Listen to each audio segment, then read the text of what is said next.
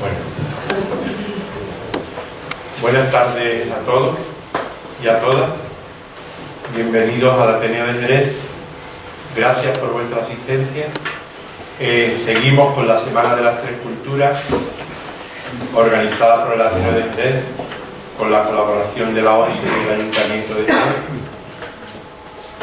Sin la colaboración de la ONCE no podríamos haber hecho los conciertos que vamos a realizar, y el Ayuntamiento también cediéndonos en la sala compañía, los claustros y por supuesto todo el apoyo técnico y todo el apoyo también de difusión. Gracias a los dos por hacer posible esta Semana de las Tres Culturas. Hoy toca un tema interesante que bueno, está en el candelero, la opinión a nivel nacional, incluso a nivel internacional, sobre la mezquita de Córdoba, mezquita Catedral de Córdoba. El título de la conferencia es Mezquita Catedral de Córdoba, un paradigma en peligro. La va a dar Antonio Manuel Rodríguez, la conferencia.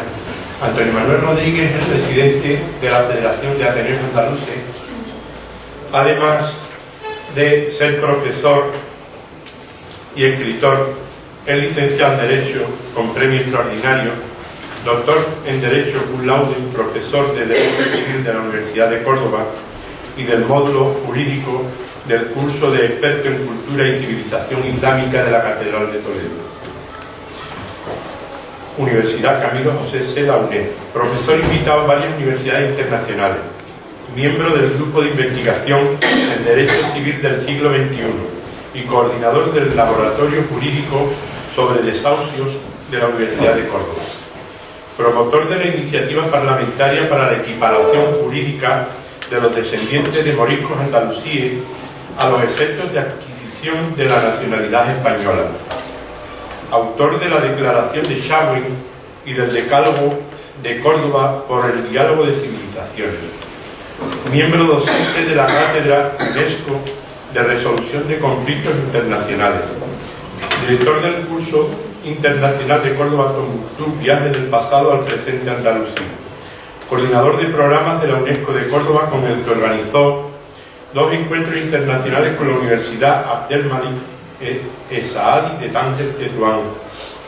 Ponente en varios encuentros internacionales sobre interculturalidad y jurado del Premio Internacional de Estudios Moriscos Andalucía, Villa de Frigiliana. Autor de La Huella Morisca, que también lo presentaremos, hablaremos luego, al final. El Al-Ándalus que llevamos dentro, y junto con Khaled Ibarra, del libro de fotografía Moriscos Andalusíes, del destierro a la concordia.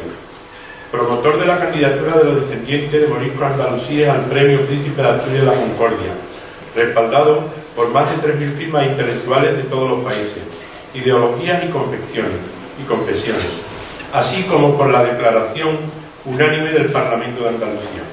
En 2009 reveló la inmatriculación de la mezquita de Córdoba por la jerarquía católica, y desde entonces ha defendido públicamente la nulidad de la inscripción y el carácter público del monumento.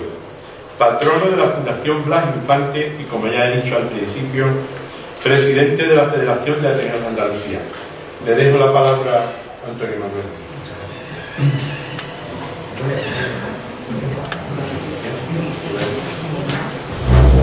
Bien, voy a intervenir desde abajo. ¿Se oye bien? ¿Al fondo se oye bien? Vale.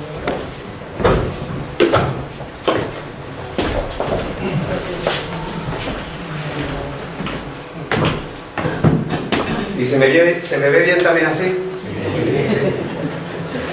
¿No te va a escuchar? ¿Qué? ¿No te va a escuchar? No, se me va a escuchar. ¿Sí?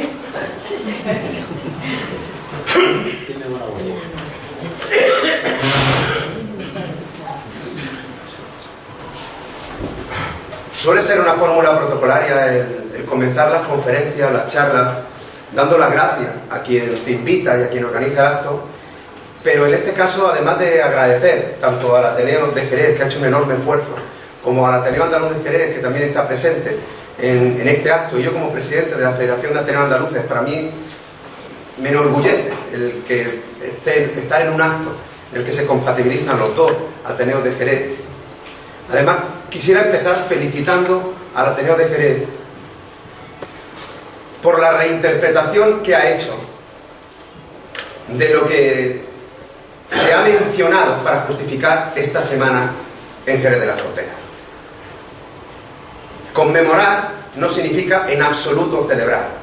Conmemorar implica compartir la memoria. Un Ateneo, por definición, está hecho de memoria y está hecho de libertad.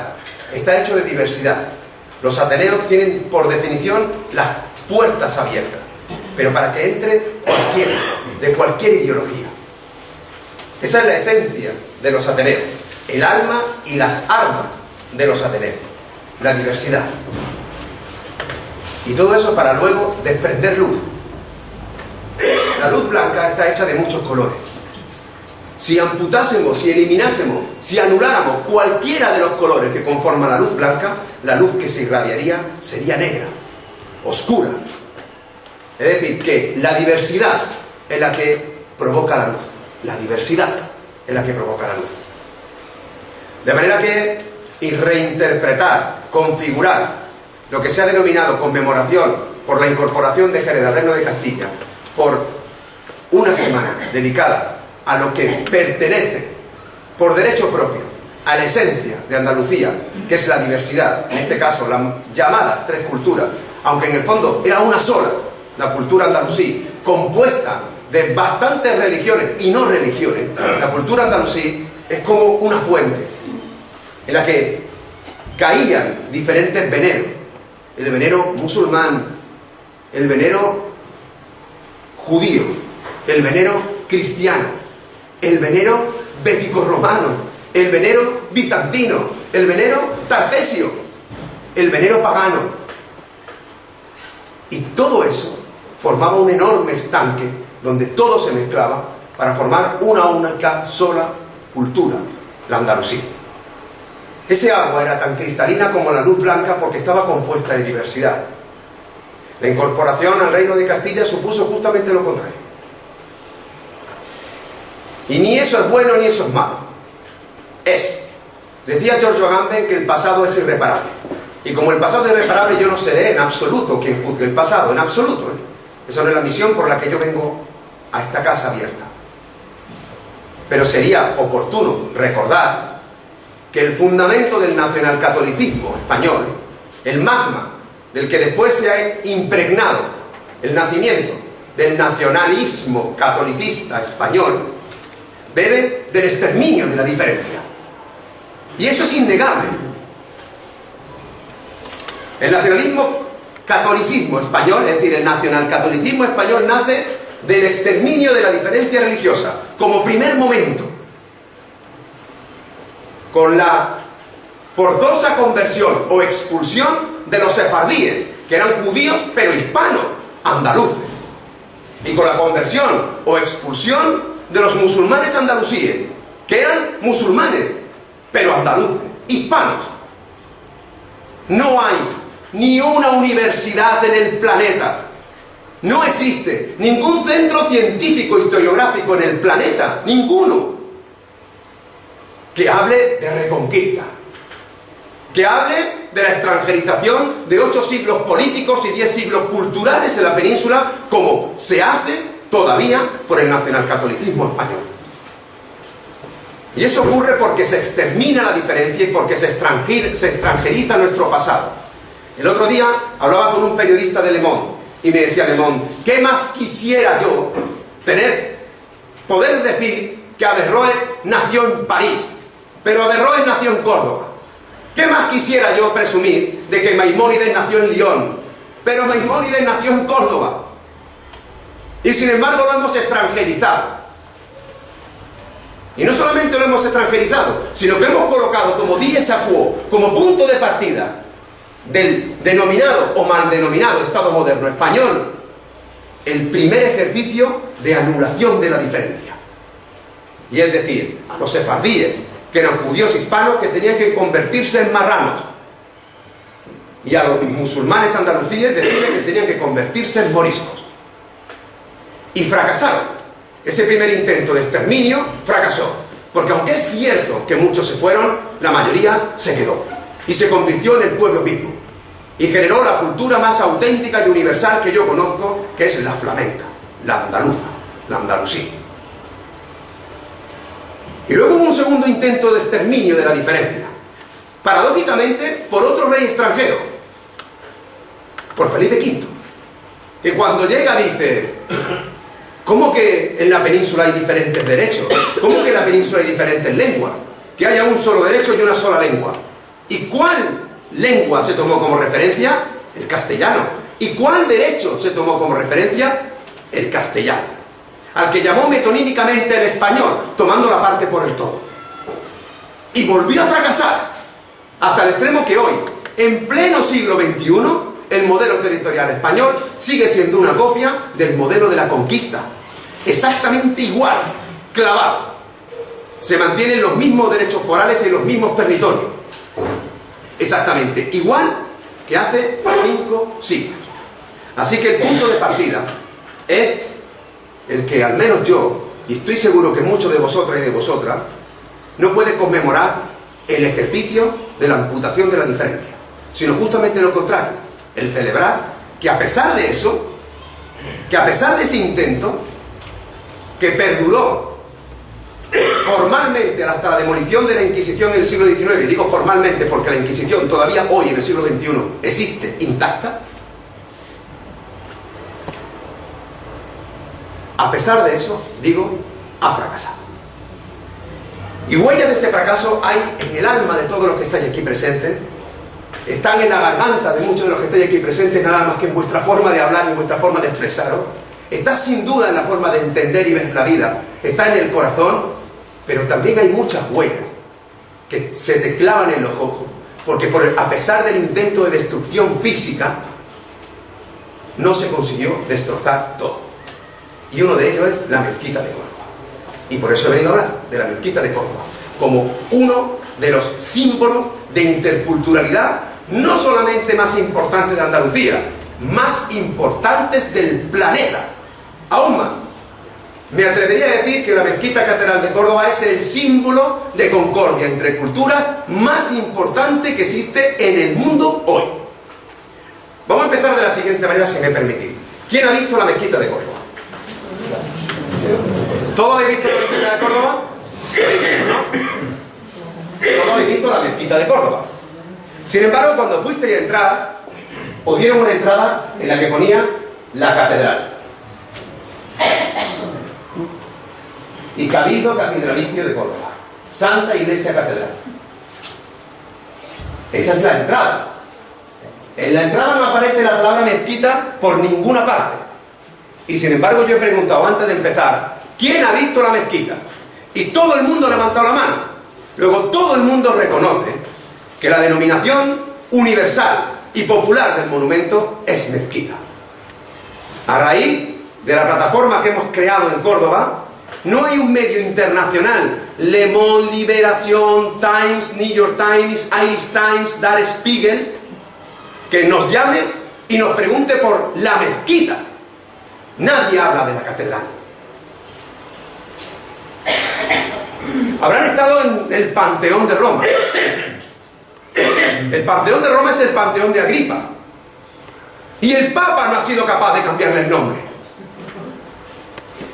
Igual, muchos de vosotros y de vosotras habrán estado en Estambul. Y habrán estado en la mezquita de Santa Sofía. Y el sultán no fue capaz de cambiarle el nombre. Se llama Santa Sofía. Mezquita es la denominación popular, la universal, y con la que se le reconoció el rango de declaración mundial de la UNESCO en 1984. Mezquita Catedral, es el nombre que más se acomoda a su realidad arquitectónica. Porque sería de necios negar que dentro de la mezquita hay una catedral. Hay una, no, hay dos. Hay dos catedrales. Es la denominación que acordó por unanimidad el Pleno del Ayuntamiento de Córdoba en 1994. Y sobre todo, si me permitís, es el nombre que institucionalmente mejor refleja lo que yo he dicho como comienzo de lo que somos y sentimos. Es el nombre de la diversidad. Mezquita Catedral es un símbolo per se de reconocimiento a la concordia que se necesita hoy más que nunca. Hoy más que nunca. Ayer fue 11 de marzo. Y las sociedades interculturales ya no están en el norte de África. Están en Londres, están en París, están en Nueva York, están en Jerez. Y hacen falta símbolos de concordia. Y uno de ellos es sin duda la Mezquita Catedral de Córdoba. Y digo Mezquita Catedral de Córdoba porque no todo es catedral y sobre todo es mucho más que una mezquita. No todo es catedral y todo es mucho más que una mezquita. El punto de partida de la charla, si me permitís, es demostrar que el monumento no es un palimpsesto de culturas, sino un crisol. La versión confesional del monumento es que porque se consagra al culto católico, como si fuera un velo transparente que todo lo convierte en cristiano-católico. Como si ese velo transparente ocultase lo que es obvio, lo que es evidente. Voy a intentar demostrar que no es un palimpsesto, es decir, que no son capas que se superponen una encima de otra, de forma que hay que quitarla de arriba para verla de abajo. No, están todas a flor de piel, todas saltan a la vista.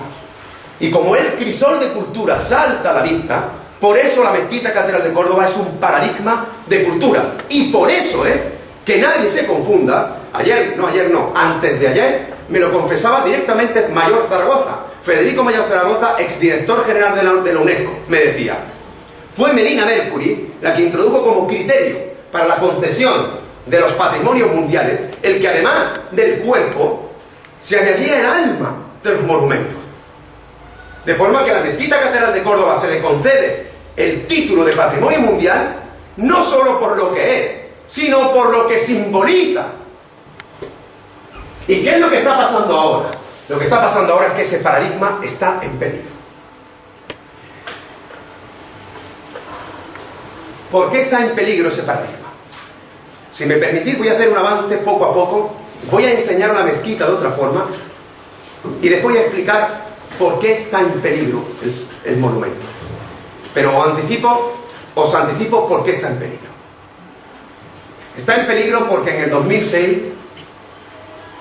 el Obispado de Córdoba, en el 2006, voy a repetir la fecha, 2006, no estoy hablando de una cuestión del siglo XIX, ni del siglo XVIII, ni del siglo XVII, estoy hablando de hoy, de antes de ayer, utilizando dos normas que son burdamente inconstitucionales, un artículo que equipara a la Iglesia Católica con la administración pública y otro artículo que equipara a los diocesanos con fedatarios públicos. Es decir, dos normas que chocan frontalmente con el principio de aconfesionalidad del Estado, dos normas que son predemocráticas, dos normas que se corresponden con la legislación franquista, con la legislación hipotecaria, aprovechando una reforma de Aznar de 1998 que las reactivó y luego explicaré cómo, la inmatriculó sin decírselo a nadie.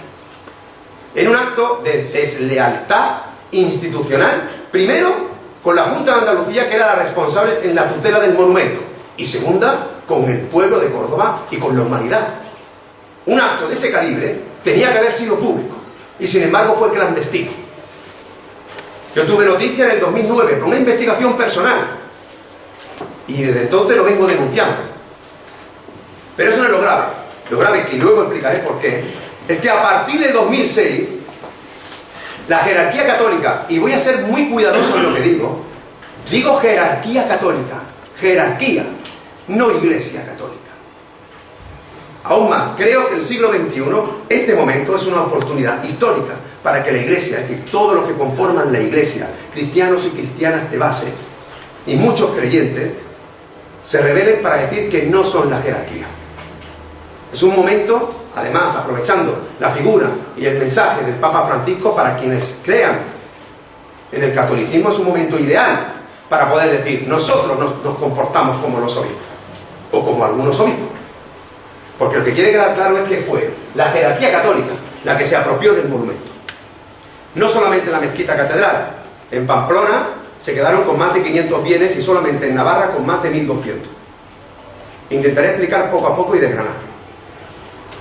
A partir de 2006, lo que hace la jerarquía católica, escuchen bien, es, tomándola como propia, le cambia el nombre, le cambia la historia, reinventa la historia.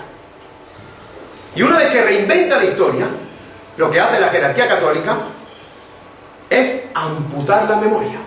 Andalusí elimina la palabra mezquita, como habéis visto, de las entradas, pero también de los folletos. Ahora lo veréis.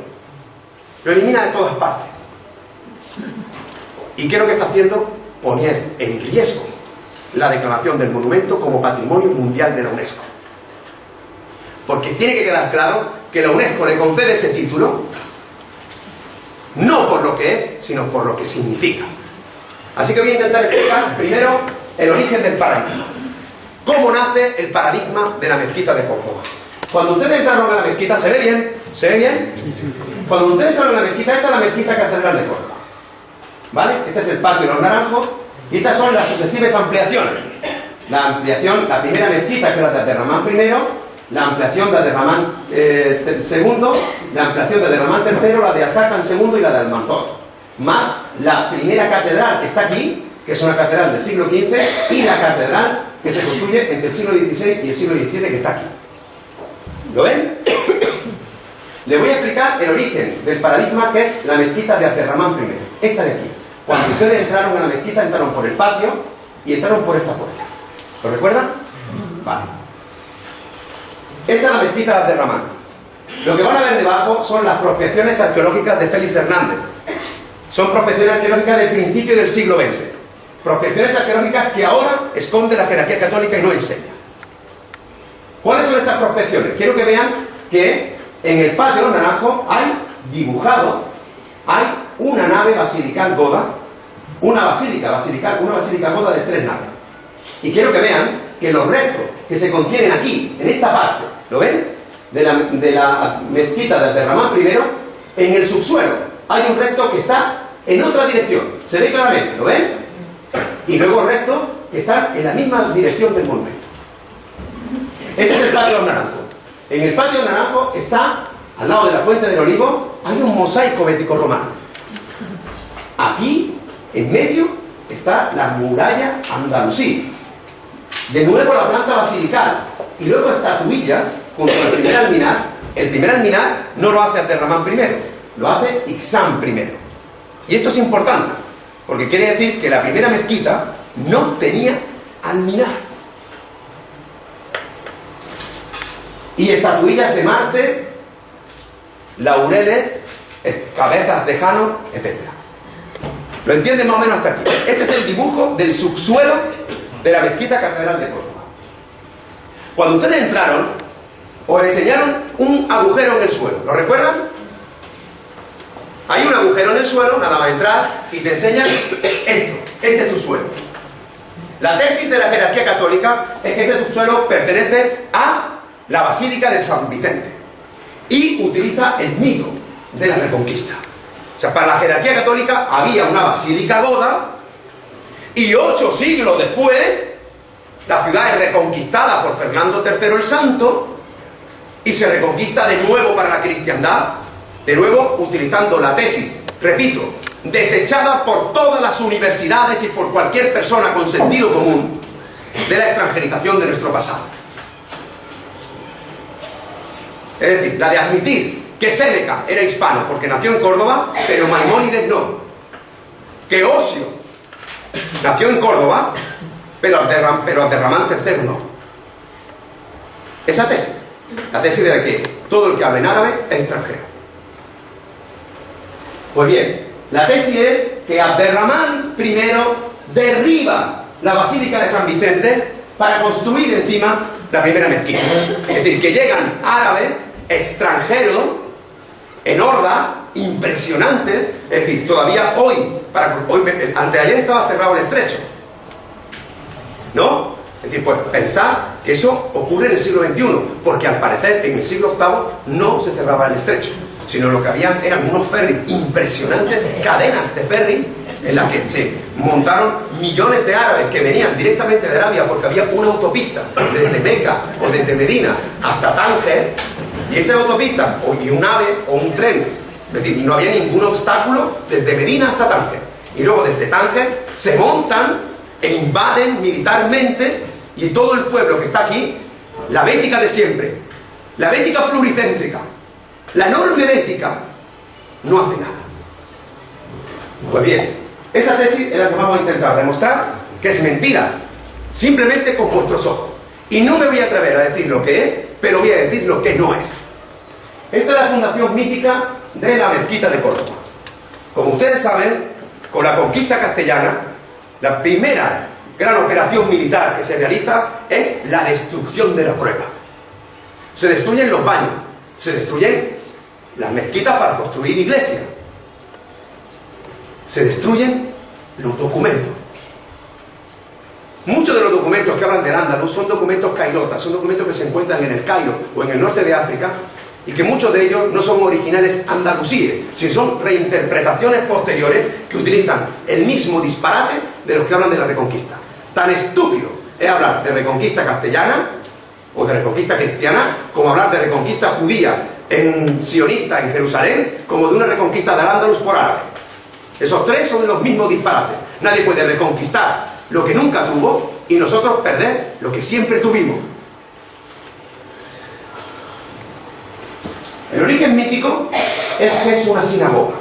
Al-Razi, uno de los historiadores más importantes del Andalus, estoy hablando de fuentes lo más contemporáneas posible, Al-Razi dijo que en esa zona se construyó, llegó Salomón y construyó una sinagoga para los hijos de Indaud, es decir, un templo destinado a los Banu Israel, es decir, a los hijos de Israel, para las reglas de la Torá y de los Salmos. Esa es la tesis mítica, la fundación mítica. Era una sinagoga. ¿Es una sinagoga? Yo no lo sé. Yo lo que quiero que vean es el suelo, y quiero que vean que estos de aquí son nudos de Salomón. ¿Lo ven? Estos son nudos de Salomón, como los nudos de Salomón, por ejemplo, de la sinagoga de Ostia en Italia. Por poner un ejemplo. Podría poner muchos más, un mosaico con el mismo nudo de Salomón. Yo no sé si es una sinagoga o no lo es, pero en la diversidad de columnas que hay en la primera mezquita de Ramán I, hay columnas salomónicas, algunas paradójicamente orientadas este-oeste. Muchas de ellas están destrozadas porque los cordobeses, en la memoria, podrán transformar la historia, pero la memoria no. En la memoria arañan la columna con monedas porque dice que huele a azufre, porque dice que huele al diablo. ¿Por qué arañan una columna salomónica con moneda? Porque huele ¿a qué? A invasor, a extraño, a judío en una mezquita o en una iglesia.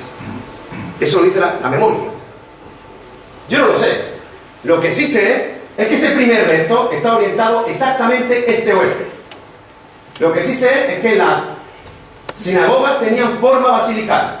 Lo que sí sé es que se colocaban en zonas elevadas cercanas al agua. Y la mezquita está al lado del Guadalquivir. Pudiera ser una sinagoga. O pudiera ser un templo dedicado a Jano. Un templo bético-romano. Quiero que vean de nuevo los nudos de Salomón. ¿Lo ven, no? Ahora quiero que vean los nudos de Salomón del templo Jano Iucus Augusti de Roma. De nuevo, nudo de Salomón. ¿Quién era Jano? Jano era el dios de los principios y de los finales, del alfa y del omega, de los solsticios. Sus templos también se ubicaban en las afueras de las ciudades, en las entradas de las ciudades. Y estaban orientados de nuevo este-oeste, porque eran dioses del principio y del final. Era el dios de dioses, era el dios del ombligo del mundo, el dios del ónfalos. Y el ombligo del mundo era Córdoba. Que nadie lo olvide. Córdoba era la capital de la Bética, que era la única provincia senatorial de todo el Imperio Romano. Era la única ciudad que tenía exactamente el mismo rango que Roma. Y si tiene el mismo rango que Roma, ¿a que no saben dónde fundó Claudio Marcelo Córdoba? ¿Lo saben? Claudio Marcelo fundó Córdoba en Córdoba. Porque ya existía.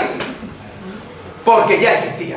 Porque Córdoba son de esos sonidos milenarios que afortunadamente llevamos arrastrando en la garganta, en la arquitectura del aire.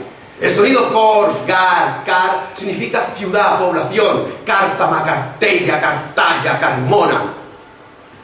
Uva es una incidencia que significa agua. Cardúa es la ciudad del agua. Y cuando vienen civilizaciones, copian los sonidos. Y los sonidos siguen viviendo. Se funda en Córdoba. Y Córdoba, la ciudad que tenía un teatro para 25.000 personas, es decir, para 15.000 personas más que el estadio de fútbol de hoy, tendría que ser una ciudad importante. Y me temo, y creo que todos estaremos de acuerdo, que los ciudadanos no eran romanos, es decir, no fueron paridos genéticamente por las mujeres de Roma, como también nos han hecho creer, es decir, hacernos creer que Andalucía era un solar, que llegan unos, lo invaden y se van, llegan otros, se van, llegan otros y se van. Córdoba era una ciudad inmensa. Este es el plano de la ciudad bético-romana. La mezquita está aquí. ¿Saben cuál es el monumento más importante de Córdoba? El puente romano. ¿Y saben por qué? Porque era el único punto de acceso del sur al norte peninsular. Del sur al norte no se podía cruzar por Italia, no se podía cruzar por Hispalis, había que cruzar por Córdoba. Y como había que cruzar por Córdoba, era un nudo de red. El puente romano, el acceso a Córdoba, me van a decir que cuando tú entras en Córdoba, aquí no hay nada, que es un solar. Córdoba, la ciudad del teatro de 25.000 personas, la ciudad del foro de 30.000, que está vacía. ¿Quién ha estado en Roma? ¿Quién ha visto los foros imperiales de Roma? ¿Quién ha paseado por Roma? Lo voy a poner mucho más sencillo. ¿Quién ha estado en Bairro Claudia? ¿Quién ha estado en Bolonia? Que una villa turística, una villa de recreo, en las playas de Cádiz, nada más entrar en la plaza, tenga 3 templos, 3, en el frente, a la izquierda y a la derecha. Si Bairro Claudia tenía 3 templos, ¿cuántos templos tenía Córdoba en el siglo I? ¿Cuántos? El otro día estuve casualmente en las termas de Herrera, en Sevilla. Están abandonadas como muchísimos restos andaluces.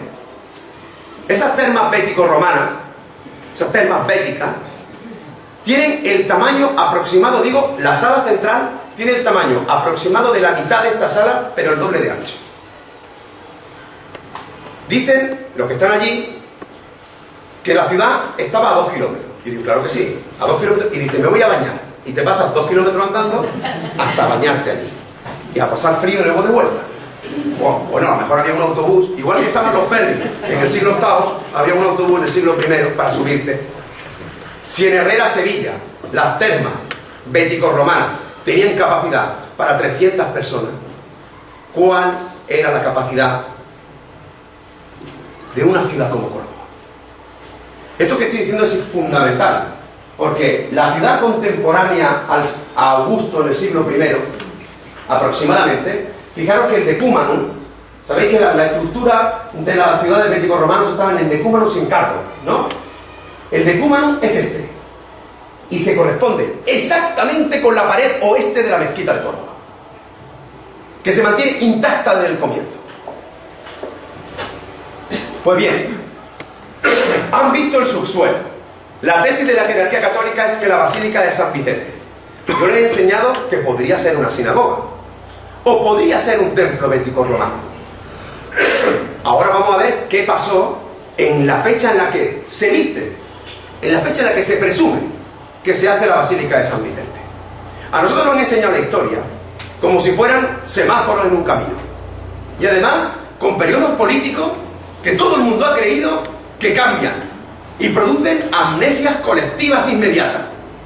La gente se ha creído que llega a 1492, se conquista Granada, 1, 2, 3, ya tú no hablas árabe. Se lo ha creído. No lo hemos creído todo. ¿Sí o no? decir, que mañana Angela Merkel dice, se acabó. Estoy cansada de que la invasión sea solamente económica. Mañana todos los españoles, todos los andaluces van a hablar en alemán. Y voy a conquistar Andalucía y se acabó. Aquí todo el mundo habla alemán. 1, 2, 3 ya. Todo el mundo habla alemán, ¿verdad que sí? ¿Sí o no? ¡No! ¿Por qué? Porque la historia podrá derogar fecha, pero no puede matar la memoria. Es imposible. Mi tía Encarnita es emigrante andaluza en Cataluña y solamente sabe decir en catalán moltes gracias. Su hijo, mi primo Pedro Pablo, es catalán, habla perfectamente catalán, es una generación, pero le prometo que en casa de mi tía Encarnita, cuando tiene que pedir que le haga una tortilla, le dice, mamá, hazme una tortilla. Pues, ¿por qué no trasladamos todo eso tan sencillo, tan de sentido común, para explicar la historia de Andalucía y la historia de Córdoba? ¿Qué pasó en el siglo V? En el siglo V se hunde el Imperio Romano. En el siglo V se produce una invasión goda. ¿Quiénes son los godos? ¿Quiénes son los godos? ¿Alguien me los puede decir? Una minoría, con una cultura notablemente inferior a la del invadido, hasta tal extremo que parasita de ella. Y es verdad que llegan hasta Jerez, y es verdad que llegan hasta aquí. ¿Pero con qué llegan? De nuevo, sentido común. Una minoría goda, militar goda, aprovechando la decadencia del imperio, aprovechando la decadencia de la Bética, llega hasta Jerez con sus acorazados, sus torpedos, sus aviones, bombardean Córdoba y destruyen todos los templos en el siglo V. ¿Qué pasa en el siglo VI? El siglo VI es el siglo más apasionante, o uno de los más apasionantes de la historia de Andalucía, no lo olviden nunca. A lo mejor hoy he venido a Jerez simplemente a decir eso. Fíjense lo que estoy diciendo. A que tengan conciencia de que probablemente uno de los siglos que mejor explica por qué somos como somos es el siglo VI. Hay una invasión goda, de una minoría goda, de reyes godos. Reyes godos que son incuestionablemente extranjeros, como todos los invasores en principio, pero numerosamente muy pequeños. Muy poco. Escuchen bien. ¿Y qué le pasa a la Bética? Que la Bética, el sur peninsular, que éramos ciudades sin reino, se abre una frontera con el norte que son reinos sin ciudades. Andalucía es pluricéntrica. Osuna, Écija, Jerez, Sanlúcar, Guadix, Córdoba, Sevilla, enormes ciudades. Por favor, no me la comparen, con todos los respetos para bosonianos y palencianos, con... El otro día, hablando de las inmatriculaciones con un amigo de la plataforma de Navarra, me decía, en un pueblo de Navarra inmatricularon una casa de la cultura, el pueblo tiene 36 habitantes.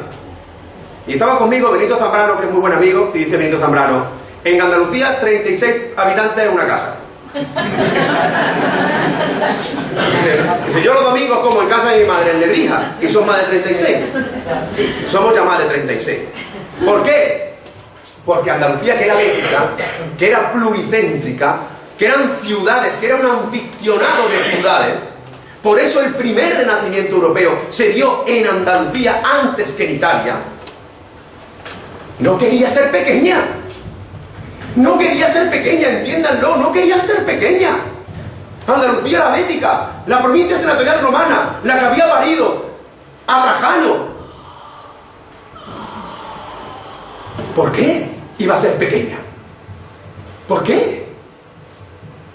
En el 525 desembarca una pequeñísima expedición de Justiniano, del Imperio Romano de Oriente, de Bizancio. Desembarca por las costas de Nerja. Eso ocurre en el 525. ¿Saben lo que pasa al día siguiente? Al día siguiente, sin Twitter, sin Facebook, sin Internet, sin móvil, 25 ciudades andaluzas se hacen bizantinas. ¿Es una invasión militar? No. Es la demostración palpable de que nos han contado la historia basándose en criterios estrictamente militares, cuando la historia es estrictamente cultural. Andalucía quería seguir siendo grande. Los godos no podían permitirnos ese cambio. Y políticamente Córdoba se hace bizantina, Sevilla se hace bizantina, las ciudades béticas se hacen bizantinas, quieren seguir siendo grandes, quieren mantener el comercio con Oriente. ¿Lo entienden? Así de sencillo. ¿Qué ocurre en el siglo VII? Que cae Bizancio, que la invasión ahora es visigoda, y aprovechando precisamente la pérdida de poder bizantino, sí se produce una conquista. ¿Y qué ocurre en el siglo VIII? Pues el mito fundacional de la falsa invasión árabe, me refiero tal como lo han contado, tal como nos han contado, y lo que se produce es algo muy parecido a lo que ocurrió con Justiniano. Cuando Abderramán I se autoproclama emir en Archidona, no en un sitio cualquiera, en Archidunia, en Sion, de nuevo un lugar mítico, con un nombre mítico, en una colina mítica, en el mismo sitio donde Andalucía se hizo bizantina. ¿Qué es lo que dice Abderramán I? Yo os devuelvo la grandeza de Roma, os devuelvo la grandeza de Bizancio, yo os voy a volver a ser grande. Y hace contigo. Nos vamos contigo. Os traigo la seda. Fijaros qué fuerte. Os traigo la seda. Hasta hace 2 días los nenes de los pueblos han estado guardando gusanos de seda. El primer acto político que hizo los reyes católicos cuando conquistó Granada fue prohibir la seda. Fijaros qué caso. Se prohíbe la seda. Y la gente de los pueblos que están cansados de ver orugas, que están cansados de ver gusanos, han estado guardando gusanos de seda hasta hace 2 días. Como un gesto simbólico de pervivencia de la memoria. Esa es la historia. Y ahora vamos a intentar extrapolarla a lo que pasó en Andalucía. No nos voy a aburrir por eso. No se agobien. No se agobien. Pero sí voy a deciros algo interesante. Bizancio en el 568, bueno, por supuesto, este dato es fundamental. ¿A qué no saben cuál fue la capital de la Hispania bizantina? Córdoba. Córdoba ha sido capital de la península durante 1000 años. Todavía le queda 500 a Madrid para cogerlo.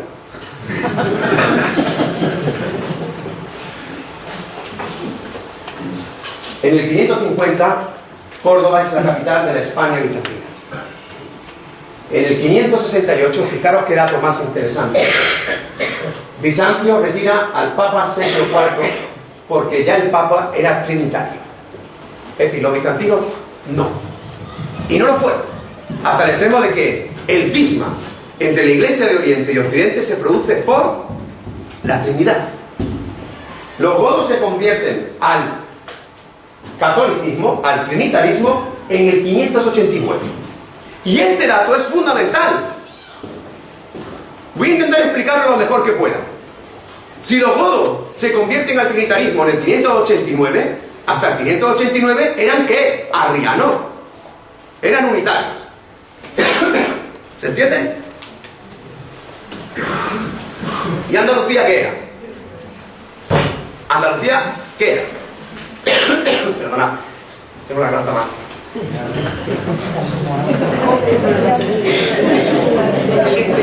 ¿Andalucía qué era? ¿Qué era Andalucía? ¿Qué era? Era bizantina. ¿Los bizantinos eran trinitarios? Tampoco. ¿Ah? Pero para la Iglesia Católica en 550 se hace una basílica de San Vicente que es trinitaria. ¿Sí? ¿En el 550? Sí. ¿En el 550? No. Porque Córdoba era bizantina. Y si fuera goda sería arriana. Si es goda, es arriana. Y no era goda, era bizantina. Y tampoco era trinitaria. Porque los godos se convierten al trinitarismo en el 589. Y eso es lo que provoca precisamente el cisma en su élite. No voy a aburrirlos más porque no voy a extenderme con mucha más clase de historia. Pero este dato me parece impresionante. En el 572, Leovigildo conquista Córdoba. Luego tiene que abdicar, es decir, luego tiene que pactar de nuevo con Córdoba. Pero en el 572, Leovigildo conquista Córdoba. Y cuando conquista Córdoba, en el 572, Leovigildo se coloca la corona, el cetro y la capa, proclamándose por primera vez rey de España. Es decir, hasta que no se conquista Córdoba, yo no lo era. ¿Vale? En conclusión, esa basílica que habla la jerarquía católica del siglo VI, ¿es una basílica goda? No. Sea bizantina o sea visigoda, no era trinitaria. Sea bizantina o sea visigoda, los estilos arquitectónicos son del tiempo en que se construyen. Y esto es otro dato fundamental. Son del tiempo en que se construyen. Luego voy a intentar demostrar, y lo vais a ver, cómo después de la conquista, las obras, las que hacen Andalusí, responden al estilo andalusí, aunque sea después de la conquista. Porque uno construye con las artes de su tiempo. Así que... No, te lo agradezco en el alma. Si el problema es que me quedé sin voz el sábado. La estoy recuperando poco a poco.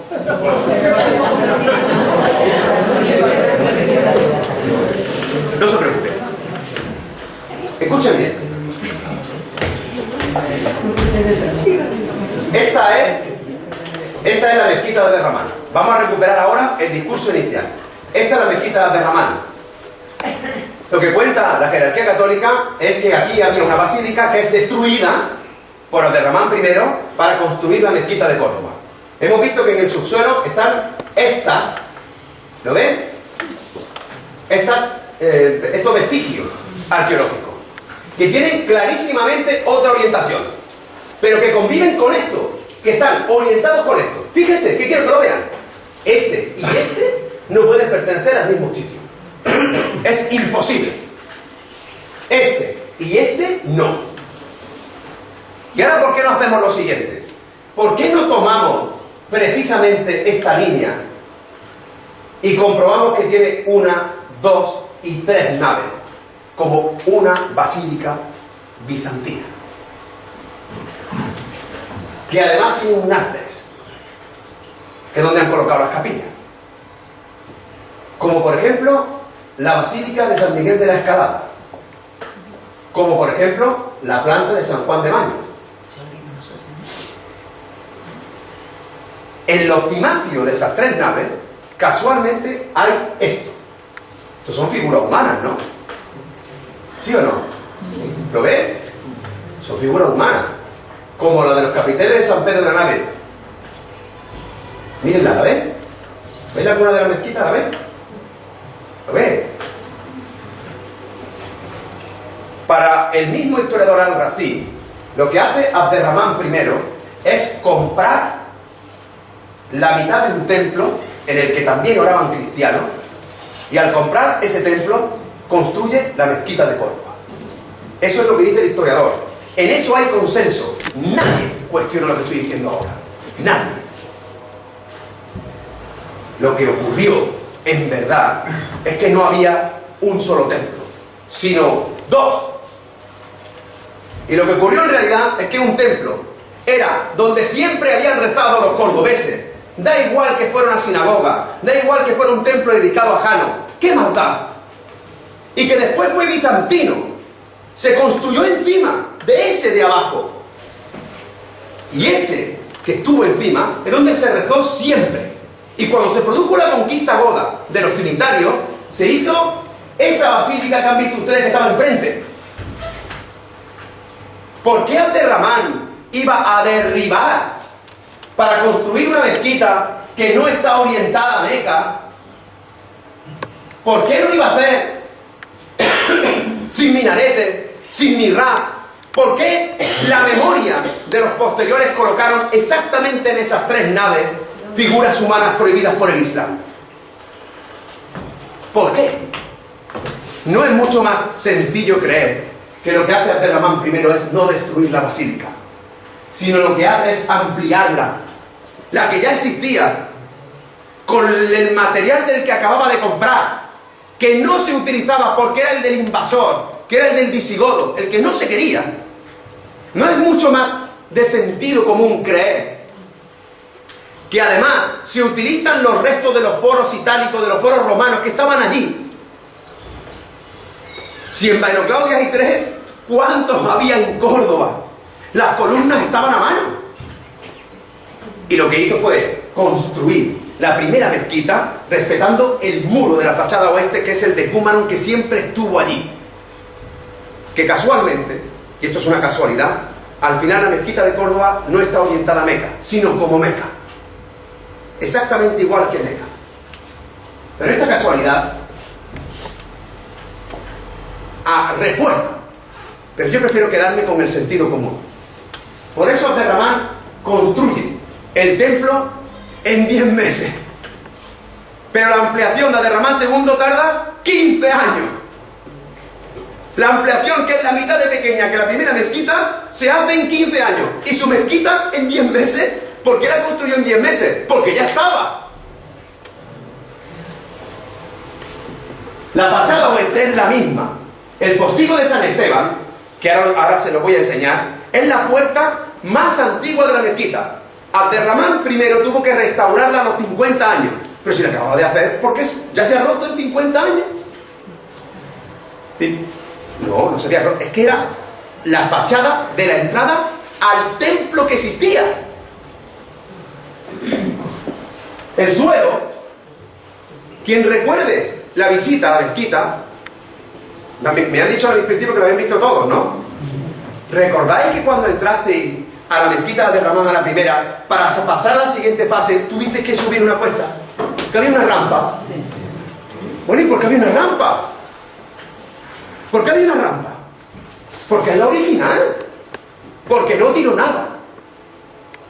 Lo que intento demostrar es que Abderramán I no tiró nada.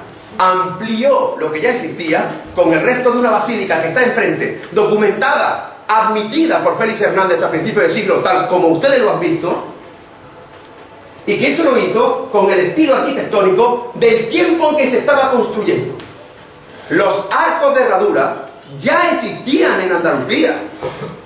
No los trajeron los árabes. Ya existían aquí. Y no nos van a enseñar a los andaluces a hacer arcos. Nosotros, que teníamos templos y coliseos para 20.000 personas. Yo sé hacer arcos. Y ya hacía arcos de herradura. El propio Lorca hablaba de eso. Hasta el mismo Lorca. Lo que sí hicieron fue, como siempre hemos hecho los andaluces, es ser esponja. Yo sé y aprendo de ti. Y lo que sí importamos fue esa habilidad arquitectónica tan inteligente de colocar mármol y arcilla, que funcionaba como junta de dilatación. El que los arcos sean blanco y rojo es porque en Córdoba hace mucho frío en invierno y mucho calor en verano. Y el colocar el rojo hacía que sirviese de junta de dilatación. Así que es muy sencillo. Si mozárabes, sefardíes y musulmanes andalusíes compartieron lengua, filosofía y arquitectura, ¿por qué no se aplica la misma lógica al comienzo de Al-Ándalus? Así de sencillo.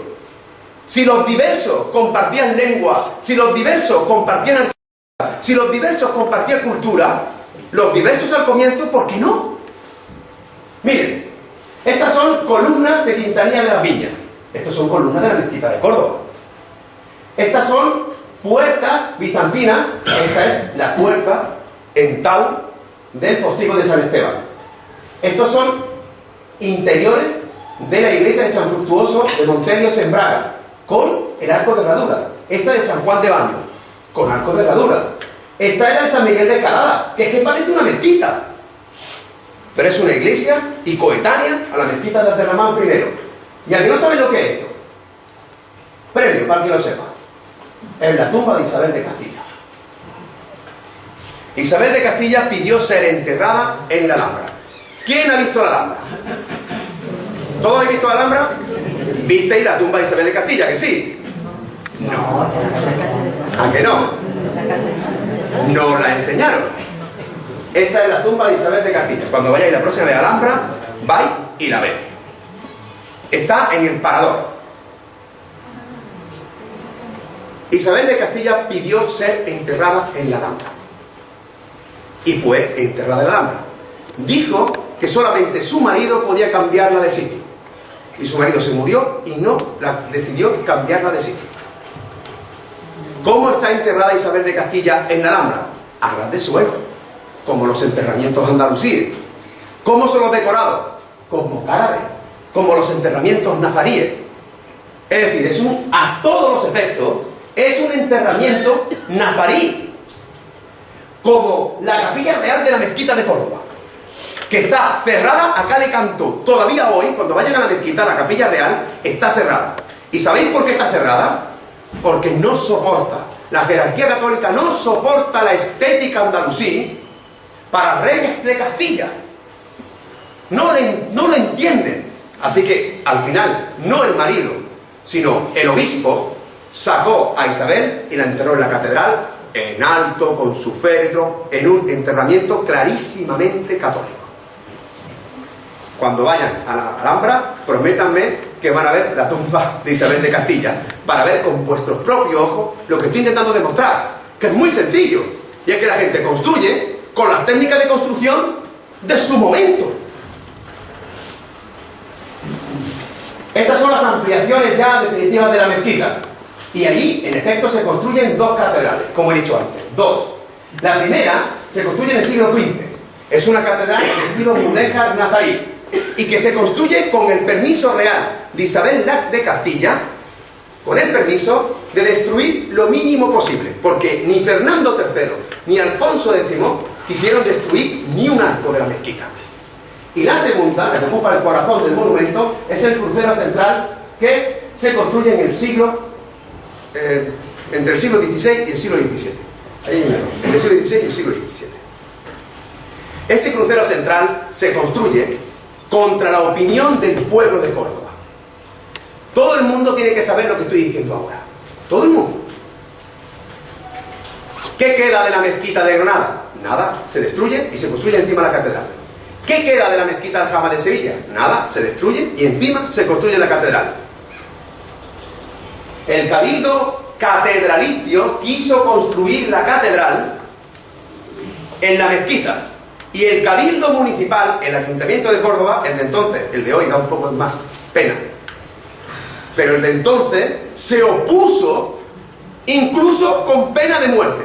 Quien quiera destruir el monumento será condenado a muerte. Ese conflicto entre el cabildo municipal y el cabildo catedralicio lo resolvió el rey Carlos I. He dicho antes que Abderramán III, Abderramán I, son extranjeros porque son árabes, ¿verdad que sí?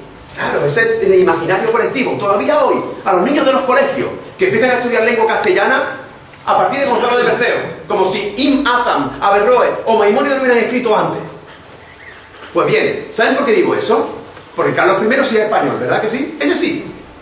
El que nació en Alemania y se murió en Juste sin hablar una palabra en castellano. Y Felipe V también era español, el francés, el Borbón. Eso no es ningún problema. Bueno, pues Carlos I fue el que resolvió ese conflicto entre el cabildo municipal y el cabildo catedralicio. Y ahora yo os pregunto, ¿por qué lo tuvo que resolver el rey? ¿Por qué era del rey? ¿Por qué era del rey? ¿Por qué era del rey?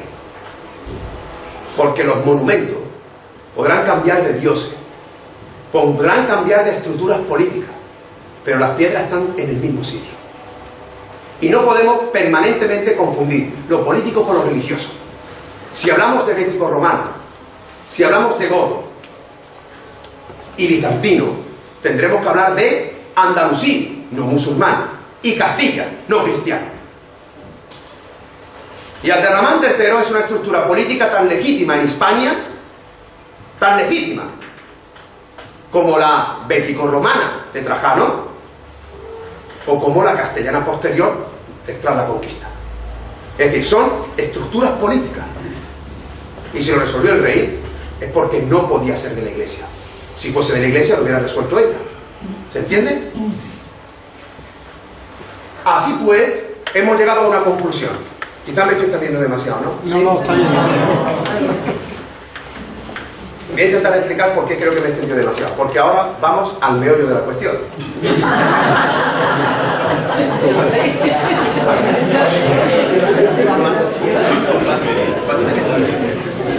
¿Me dan media hora?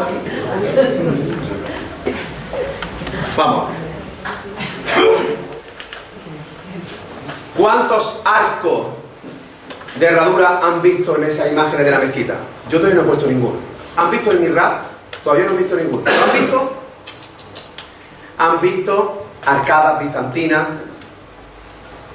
Quiero deciros que lo más evidente de la mezquita de Córdoba es la mezquita de Córdoba. Y como es tan evidente, nos lo ha enseñado. ¿Para qué? Todo el mundo cierra los ojos y cuando digo, ¿habéis visto la mezquita de Córdoba? La ven. ¿Sí o no? Todo el mundo. Pero he intentado demostrar que lo que dicen que es la Basílica de San Vicente o es un templo bético-romano o es una sinagoga. Porque el templo de San Vicente está donde estaba. Abderramán I no derribó nada. Está donde estaba. Y si no, sería el de enfrente, que lo compró. En consecuencia era de la estructura política. ¿Se entiende? Ese es el origen del paradigma. De un templo que siempre, siempre, siempre ha sido un templo en Córdoba. Y porque es un paradigma, un crisol sincrético inmemorial, la UNESCO le concedió el título de Patrimonio Mundial. ¿Qué es lo que está pasando ahora? Lo que está pasando ahora es que en el 2006, repito, en el 2006, el Obispado de Córdoba, sin título de dominio, como si fuera un funcionario público, acudió al registro y por 30 euros registró la mezquita a su nombre. Y lo hizo con un monumento que ya he dicho que ha pertenecido siempre a las estructuras políticas de Córdoba, siempre. No importa el culto al que se dedicara. ¿Qué tiene que ver Dios con la propiedad? Tendrá que ver en un estado confesional. Pero en el siglo XXI, en un estado que presume en el artículo 16, a pesar de todas las transiciones, que España carece de confesión oficial, artículo 16 de la Constitución Española, por 30 euros, utilizando normas preconstitucionales, el obispado la registra a su nombre. La llama Santa Iglesia Catedral de Córdoba. Y a partir de entonces se producen tres apropiaciones, una jurídica, una simbólica y otra económica. La jurídica es la generación de la apariencia de que es suya. Porque el que tú inmatricules algo no quiere decir que sea tuyo. Yo mañana inmatriculo la luna y la luna no es mía. Necesito un título material que lo pruebe. Pero lo que sí es cierto es que quien registra algo ya cree que es suyo y a partir de ese momento se comporta como su propietario. ¿Qué es lo primero que hace? Cambiarle el nombre. A continuación, ¿qué hace? Apropiarse del símbolo. ¿Qué hace? Quita la palabra mezquita de todas partes y la llama intervención islámica de la catedral. La palabra mezquita no aparece, le llaman intervención islámica de la catedral, que es como llamar al Guadalquivir intervención hidráulica de un pantano. Y luego hay una apropiación económica, que es fundamental. Cuando se prepara la transición española, es clarísimo que debe de mantenerse el status quo de siempre. Territorialmente, tenían que seguir siendo privilegiadas Cataluña y Euskadi, modelo que revienta Andalucía, aunque lo haya olvidado, o le hayan hecho que se lo olvide. Y religiosamente había que cerrar los acuerdos con el Vaticano. Los acuerdos con el Vaticano se cierran antes y luego los económicos se cierran después, en el 79. Eso significa que España se somete a un tratado internacional con el Vaticano que todavía sigue vigente y que convierte en sus propiedades en pequeñas embajadas en España, fiscalmente. ¿Qué es lo que hace la Iglesia? En este caso, el obispado. El obispado llama a las entradas donativo. Llamarlo donativo es convertir a todo el que entra en feligrés. Claro, porque no es un donativo, es un donativo obligatorio. Si es un donativo, dice, bueno, pues no se lo voy a dar. O le voy a dar más. O, como es un donativo, deme una factura, que me lo voy a desgravar en el IRPF. Igual que me desgravo lo que yo pago mensualmente a mi ONG. No le puedo dar factura. ¿Ah, no? ¿No le puedo dar factura? El año pasado se estima aproximadamente que la jerarquía católica en Córdoba obtuvo unos 13 millones de euros. Lo voy a repetir para que quede claro. 13 millones de euros. ¿Vale? Estamos exigiendo transparencia a la corona, a los partidos, a los sindicatos, Y la jerarquía católica no declara nada. Yo no digo que tribute, no, es que es mucho peor. No declara, no se sabe a qué dedica los 13 millones de euros. Que además provienen, repito, de donativos obligatorios. Así que el negocio comprenderán que es redondo. Fíjense en el negocio. Inmatricula un bien, no en el 1800, ni en el 1700, ni en el 1500. Inmatricula un bien en el 2006. Esto es historia presente. Está pasando por delante de vuestros ojos.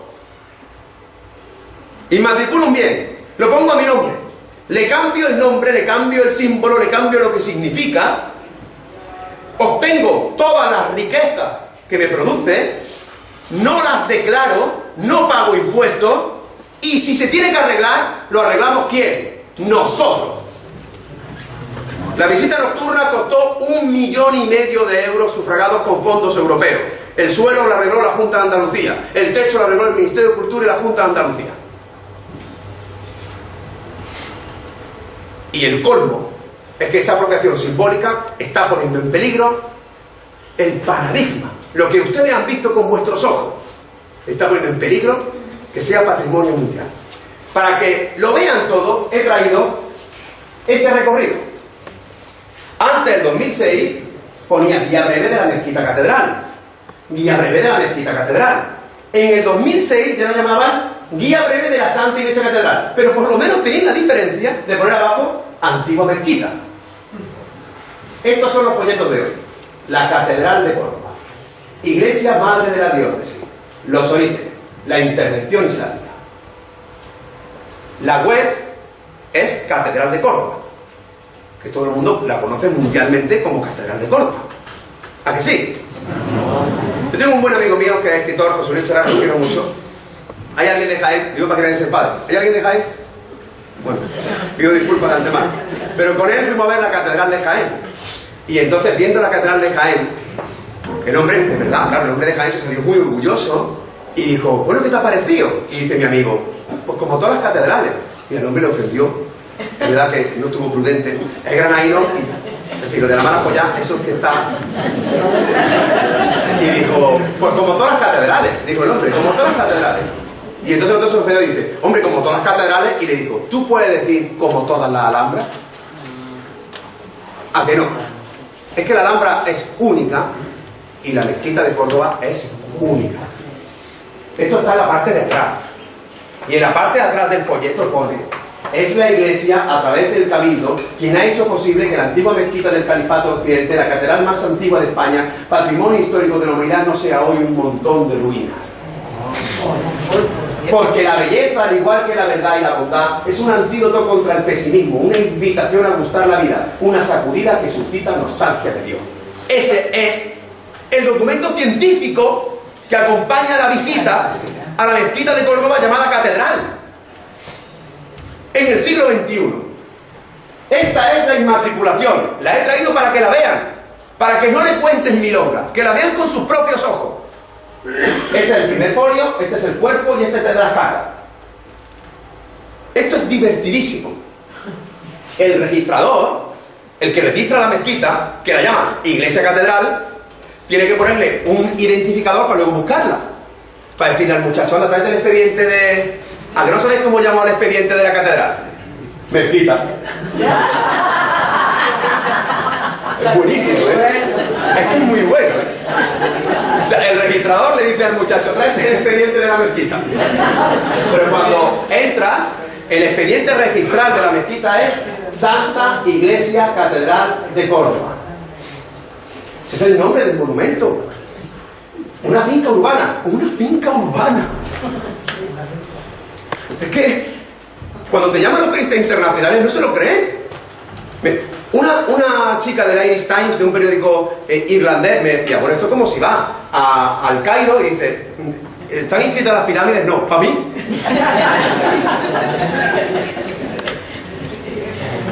¿Cuáles son los argumentos jurídicos que exhibió el certificado del obispo para apropiarse de la mezquita de Córdoba? Son estos: antigua basílica visigoda de San Vicente. Claro, tiene que ser una basílica. ¿Para qué? Para que reconquistara la ciudad por Fernando III el Santo. culto, utilizando criterios históricos de Menéndez y Pelayo, de los manuales de 1940, el monarca dispuso que en la festividad de los santos, anda, el monarca se la ha colado sin querer. Verán cuando la lean otra vez. Que se consagrara. ¿Y sabéis cómo la consagraron? Tratando con el báculo. Esto es una escritura, esto es un título de propiedad. Trazando con el báculo sobre una faja de ceniza extendida en el pavimento en forma de cruz diagonal las letras de los alfabetos griego y latino.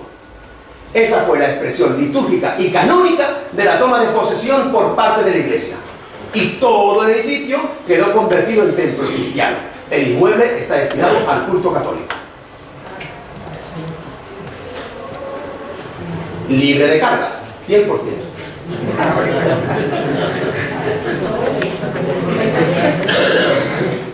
Artículo que utiliza el 206 de la ley hipotecaria.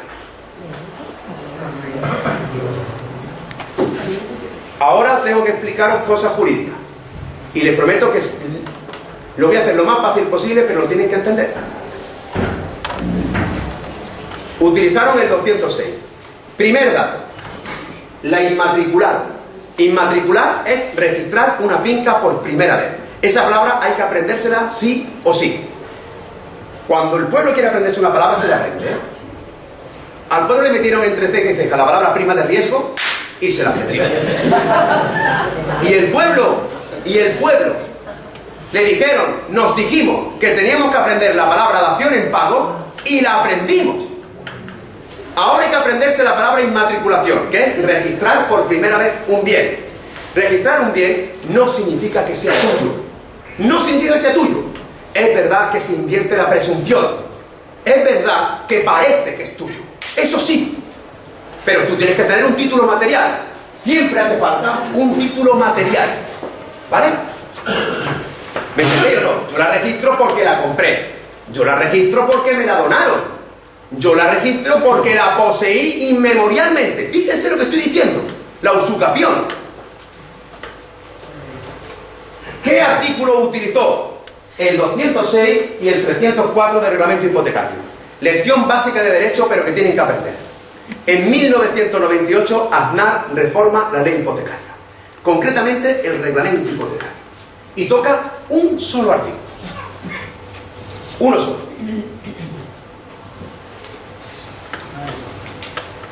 Perdona. El artículo 5. Hasta 1998, los templos católicos no accedían al registro de la propiedad. ¿Y eso por qué?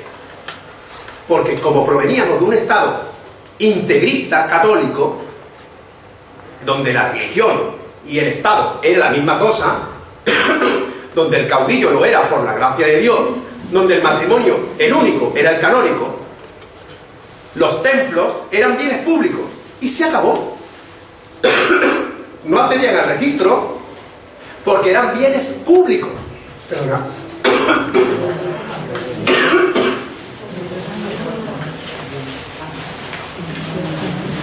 Disculpen, no hay problema. No hay problema. Pero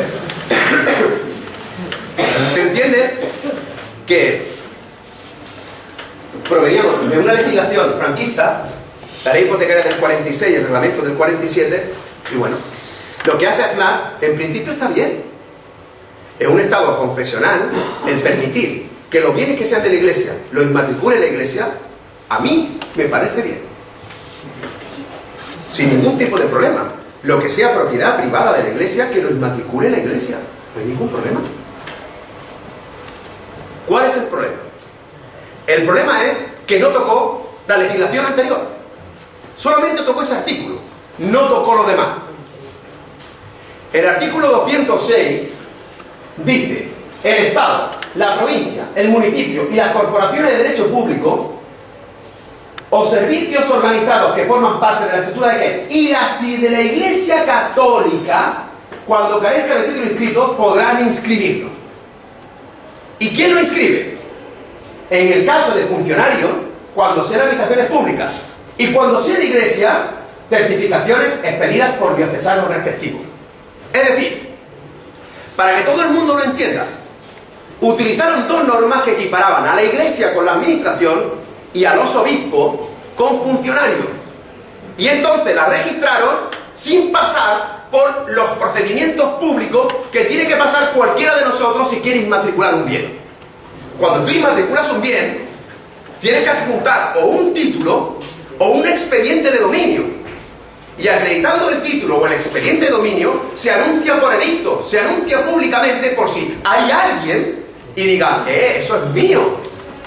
Pero si actúas como la administración, las inmatriculas directamente. Y como el certificado de dominio lo podía expedir el obispo, todo utilizaron la consagración como forma de adquirir la propiedad. Eso fue lo que ocurrió. Entonces, todas las inmatriculaciones fueron clandestinas. ¿Qué es lo que ocurre? Que estos artículos son inconstitucionales. Y a las administraciones públicas que han ejercido lamentablemente hasta hoy su responsabilidad de custodiar el monumento y custodiar la legalidad, una importante dejación de funciones, es decir, de la misma manera que la jerarquía católica ha obrado con una importante deslealtad institucional, no comunicando a la Junta que se iba a apropiar del monumento, de la misma manera tengo que denunciar públicamente que las administraciones públicas han mirado hacia otro lado. Porque esos artículos son inconstitucionales. Y jurídicamente se denomina inconstitucionalidad sobrevenida, cuando la norma es anterior a la Constitución. Y cuando eso es así, un juez de instancia puede decir, hombre, esta norma será aparentemente legal, pero es inconstitucional. Imagínense una norma que diga que para que una mujer se abra una cuenta en el banco tiene que pedir permiso al marido. Si esa norma... Me sorprende que se rían, pero una norma similar estaba vigente hasta el año 70. Claro. ¿Qué es lo que pasó? No hizo falta una derogación expresa. Era inconstitucional. Pues bien, una norma que equipara a la administración pública con la Iglesia y a un diocesano con un funcionario es inconstitucional. ¿Por qué? ¿Porque Antonio Manuel lo dice? No, porque lo dice el Tribunal Constitucional. ¿En qué sentencia? En esta, en la sentencia del 16 de noviembre de 1993. ¿Qué es lo que pasó entonces? Había un artículo en la antigua ley de arrendamientos urbanos que decía que la Iglesia, igual que una administración, no tenía por qué justificar que necesitaba un bien para desahuciar al inquilino. La Iglesia tenía arrendado un bien y decía la Iglesia, lo necesito para mí, vete. Y no tenías que acreditar la necesidad. En Toledo desahució a una mujer. La mujer recurrió y el juez sospechó que era inconstitucional.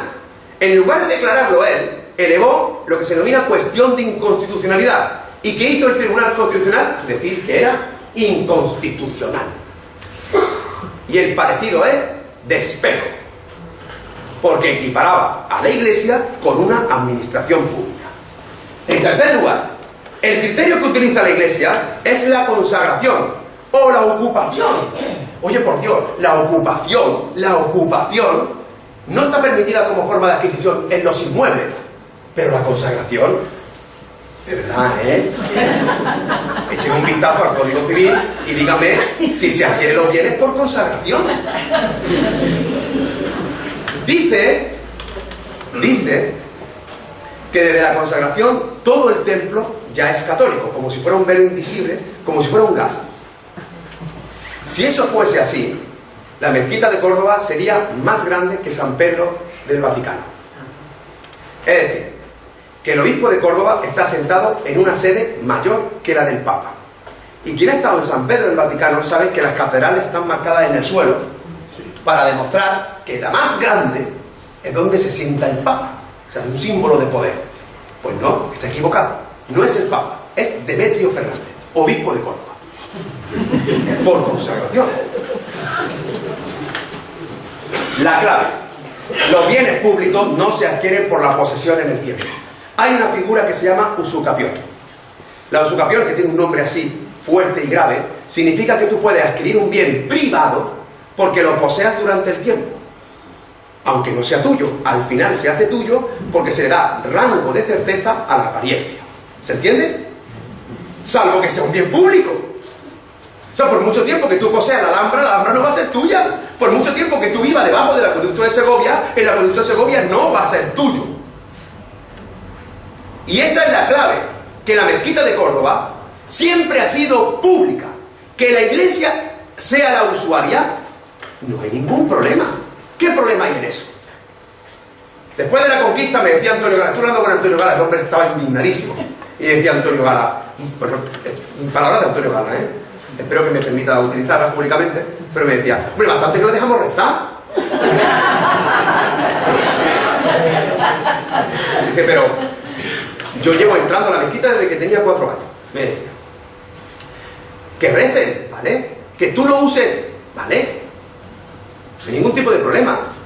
El usuario no te convierte en propietario, porque es un bien de dominio público. Así de sencillo. ¿Y por qué es un bien de dominio público? ¿Sabéis por qué? Porque siempre ha pertenecido a las estructuras políticas de cada momento. Fue un templo bético-romano, después fue un templo godo o bizantino, después fue un templo andalusí, y después fue un templo castellano. Castellano. Que nadie coloque las religiones en medio. Que no utilicen los criterios confesionales de musulmán y después de ser musulmán lo reconquistamos y lo volvemos a controlar. ¡No! Porque fue el rey Carlos I, el que tuvo que autorizar que se destruyeran las arcadas para construir la catedral. ¡El rey! Y si tuvo que autorizarlo el rey, es porque era de titularidad pública. Así de sencillo. El problema viene ahora. El problema está en que no lo es, pero lo parece. Desde el 2006 lo parece. Y hay un artículo en el Código Civil que dice que si la apariencia amparada en el registro dura 10 años, es para quien lo parece. Como le inmatriculó en el 2006, estamos hablando que en el 2016, si no intervienen las administraciones públicas, será de la Iglesia. Y que sea de la Iglesia significa que la gestión del monumento será puramente confesional. No pública, transparente y sobre todo profesional. Es decir, queremos, esta plataforma que ha nacido y es una plataforma ciudadana, lo único que pide es sentido común. Lo que está diciendo esta plataforma es, la mezquita de Córdoba ni es la Alhambra, ni es la Catedral de Sevilla, es las dos cosas. Y si es un monumento singular, requiere de un estatuto jurídico singular, en el que sea perfectamente compatible el uso litúrgico, es decir, no pasa nada, que sigan rezando, no pasa nada, pero que la gestión sea pública, transparente y aconfesional, y que obedezca a criterios científicos, y no a lo que han visto ustedes llamando a la mezquita intervención islámica, o que está en pie por la gracia de Dios. En 1972, les voy a contar este detalle que es muy interesante. Un importante andaluz, cordobés, Rafael Castejón, ya muy mayor, acompañó a Franco y a un jeque saudí a visitar la mezquita. El jeque saudí rezó, Rafael Castejón, yo no sé cómo lo hizo.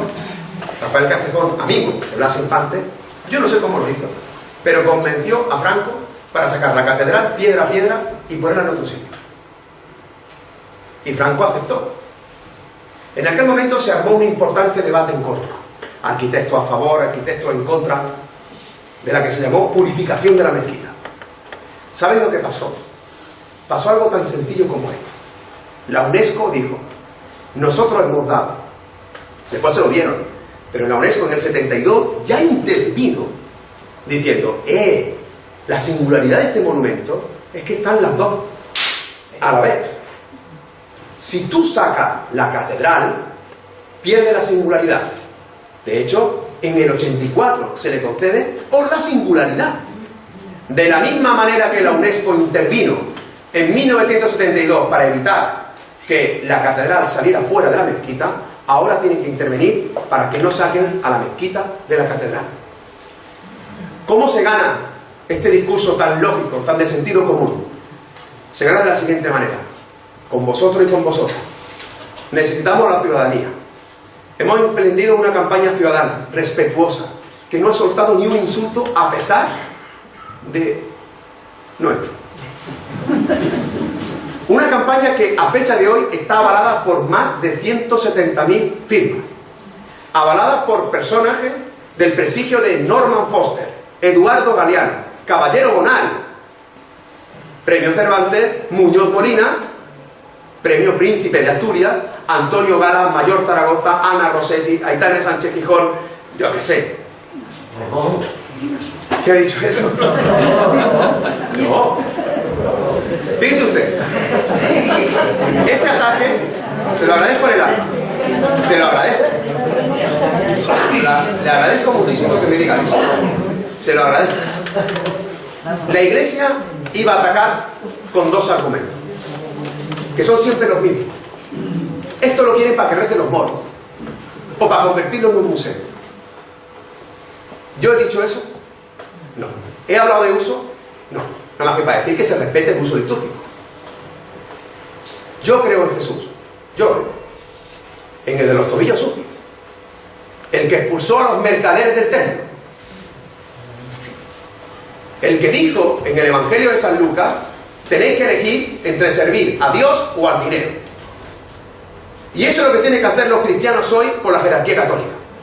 Decirle: tenéis que decidir si queréis servir a Dios o al dinero.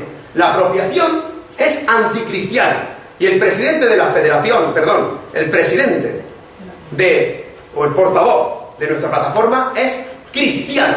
Hemos recibido el apoyo prácticamente unánime de todos los cristianos de base de España y de Europa. Y en los nombres que yo he dicho, si se va a cuestionar a Norman Foster como arquitecto, o a Caballero Bonal, o a Antonio Muñoz Molina, por criterios ideológicos y no por sentido común, las personas que apoyan en Córdoba son Rafael Mir Jordano. Rafael Mir Jordano fue el primer delegado de cultura de la UCD. No, aquí no hay ideología. Aquí somos ciudadanos de diferente condición, de diferente ideología, y lo que estamos reivindicando es algo de sentido común. Estamos diciendo esto, que quiero que os quede a todos en la cabeza. Está en peligro la declaración de patrimonio mundial de un paradigma de culturas. Estamos celebrando en esta casa la Semana de las Tres Culturas, y el monumento que simboliza la concordia de culturas no puede convertirse en un monumento a la intolerancia, en el que se apropie con una sola confesión. He dicho desde el principio, yo reconozco la existencia no de una, sino de dos catedrales. Nosotros en nuestra plataforma admitimos el nombre de Mezquita Catedral. Una de las cosas más graciosas de las que están pasando es que todas estas plataformas de ultraderecha las llamamos mezquita, porque es evidente. Pero nosotros admitimos el nombre de catedral y el uso litúrgico. Pero lo que estamos advirtiendo es del peligro que corre el único monumento que yo sepa, porque la mezquita de Santa Sofía tiene uso civil, pero la mezquita de Córdoba no. Y yo creo que todos los que estáis aquí presentes, todos y todas, vaya a convenir conmigo que el uso más importante del monumento no es el católico, es la explotación turística y económica. Así de sencillo. En consecuencia, tengo la obligación moral, primero, de transmitiros toda esta información, la obligación moral de agradecer al Ateneo de Jerez, al Ateneo de Jerez también, del Ateneo Andaluz de Jerez, pero también de pediros a los que, desde vuestra libertad y de vuestra conciencia, quieren apoyarnos, firmando en la plataforma de change.org, que está abierta, sabiendo que lo único que están haciendo es un gesto de respeto a la memoria de vuestro pueblo. Muchas gracias.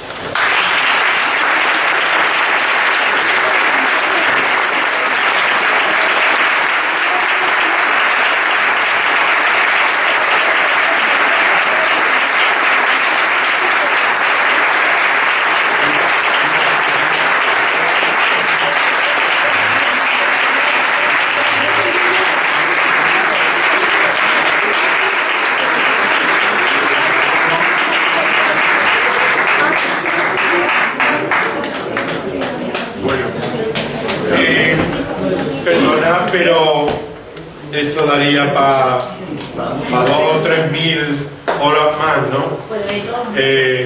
Se hace un poco tarde. Si queréis aclarar alguna cuestión, creo que podéis hacerlo fuera porque no tenemos tiempo.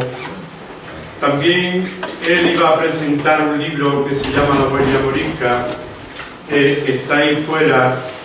No sé si te daría 2 minutos porque lo planteara un poco, pero en fin, se nos ha acumulado, se nos ha hecho tarde y no sé.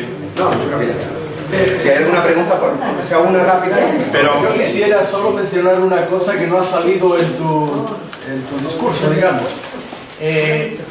No has mencionado para nada la postura de las fuerzas políticas ante este asunto. Y entonces me has dejado un poco así como fuera de... Bien, porque el itinerario lo queremos marcar los ciudadanos. Te agradezco mucho esa pregunta. Ayer hubo un pleno en Córdoba, en la ciudad de Córdoba. La moción la presentó Izquierda Unida, no nuestra plataforma. Apoyó algunos postulados de la plataforma, la mayoría, pero no la presentó la plataforma. El PSOE, que la propia presidenta de la Junta de Andalucía manifestó públicamente que tendría que estudiar la titularidad pública, ayer se abstuvo. De Sandokan, permitidme que no opine. No tengo por costumbre opinar de políticos imputados, no, condenados. Y el PP, desde el primer momento, tomó la postura de defender a la Iglesia Católica. ¿Cuál es lo resumo en 30 segundos? ¿Cuál es nuestra posición? ¿Saben cuál fue nuestro primer y único acto público que hemos hecho hasta la fecha? Ir al defensor del pueblo. Dejar claro que somos ciudadanos que van al defensor del pueblo. Y ahora vamos a entrevistarnos con la presidenta de la Junta, con el vicepresidente de la Junta, porque son los competentes. Iremos a entrevistarnos con el Ayuntamiento, vamos a pedir un informe al ICOMOS, vamos a pedir un informe a la UNESCO, vamos a presentar nuestro proyecto a la UNESCO y vamos a ir al Papa. Ese es nuestro itinerario.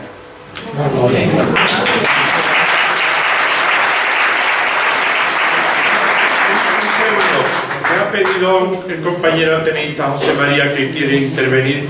Yo dejaría a José María, terminaríamos, pero antes de que hable José María y nos vayamos, quiero decir que, como veis, el Ateneo es una asociación cultural abierta a todo, abierta a todas las opiniones, al libre pensamiento, a la actitud crítica y, por supuesto, lo mismo que ha venido la organización Changue. ¿Cómo se llama? Bueno, la plataforma Mezquita Catedral de todo. lo mismo que ha venido la plataforma que ha dicho, de la que ha hecho mención Antonio Manuel. Por supuesto, estamos abiertos a que la otra plataforma, o a que, por supuesto, el obispo de Córdoba pudiera venir aquí y también explicar su postura. Bien, vamos a ver. Que conste que esto es una asociación abierta a todos y plural. Dicho esto, le doy la palabra a José María para que él pueda preguntar o pueda decir lo que opina y cerramos el acto si nos parece. José María, bueno, tienes la palabra. En principio, yo soy de Córdoba, tengo 80 años, casi, me quedo en Puerto de Oro, pero vivo allá. Yo he recibido una nota ante el debate público que es sobre la titularidad de la Mezquita Catedral de Córdoba, auspiciado por una plataforma ciudadana. Ideológicamente la pongo un poco en duda. ¿Por qué? Sí. Que reclama que el monumento pase a manos de la Junta de Andalucía. No, eso no lo dice. Documento histórico avala la propiedad católica del primer templo de la capital cordobesa. Sí, el registrador, por favor, el registrador de la propiedad, que usted lo conocerá, Juan José Jurado, lo conoce. No fue el registrador. No lo conoce. No fue el registrador. Ha explicado que la propia Crónica General de España pone de manifiesto que en el año 1236 el rey Fernando III, el Santo, mandó restituir la iglesia, el templo que fue construido sobre las ruinas de la Basílica Visigoda de San Vicente.